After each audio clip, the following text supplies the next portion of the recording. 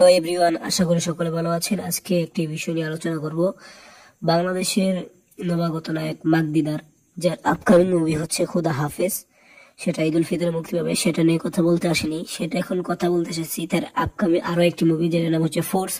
এই মুভিতে সে দেশি নায়ক, অর্থাৎ বাংলাদেশি নায়ক এবং পাকিস্তানি নায়িকা এবং ভারতীয় ভিলেন, একদম ঠিক শুনছেন।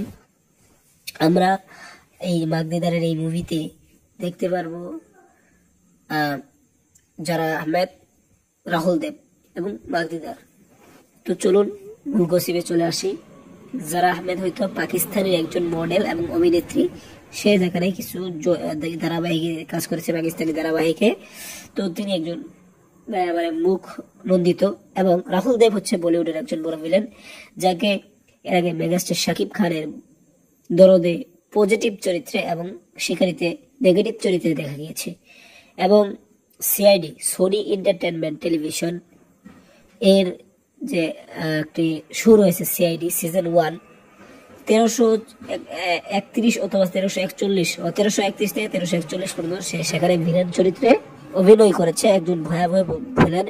যেটা সিআইডি শুরু থেকে দেখেন তারা অবশ্যই জানেন যে আরপিএস ডুঙ্গার আইএসডি তার একজন চাকর বা তারই কেন একটা প্রতিশোধের কাহিনী নিয়ে সেখানে রাহুল দেব ভিলেন অভিনয় করেন। সেই রাহুল দেব এখন এই বাংলাদেশি মুভিতে তাকে দেখা যাবে। তো আরো ভিডিও পেতে চ্যানেলটি সাবস্ক্রাইব করে দিন।